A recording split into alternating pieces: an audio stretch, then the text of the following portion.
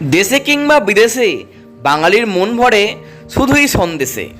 জল ভরা সন্দেশ বা তালশাঁস সন্দেশ আমরা সবাই কম বেশি খুব পছন্দ করি, কিন্তু এই সন্দেশ তৈরির পিছনে ছিল এক নিছকই মজার গল্প। চলুন বন্ধুগণ, জেনে নিই সেই গল্প সম্পর্কে। সালটা তখন 1290 বঙ্গাব্দ। তেলেনীপাড়ার জমিদার গৃহিণীর ডাক পড়ল এলাকার বিখ্যাত মিষ্টান্ন ব্যবসায়ী সূর্যকুমার মোদকের। জমিদার গৃহিণীর আবদার, নতুন জামাইকে এক নতুন ধরনের মিষ্টি খাইয়ে ঠকাতে হবে। সূর্যকুমার মোদক এবং তার পুত্র সিদ্ধেশ্বর অনেক ভেবেচিন্তে তালশাঁস আকৃতির এক সন্দেশ তৈরি করেন, যার ভিতরে দেওয়া আছে সুগন্ধি গোলাপ জল এবং গুড়ের পাক। সেই সন্দেশ নবজামা যেই কামড় দিলেন, অমনি সন্দেশের ভেতরে সব রস ছিটকে বেরিয়ে পড়ল গড়দের পাঞ্জাবির। তারপর থেকেই নাম হয়ে গেল জলভরা সন্দেশ নামে। বিশ্বকবি রবীন্দ্রনাথ ঠাকুর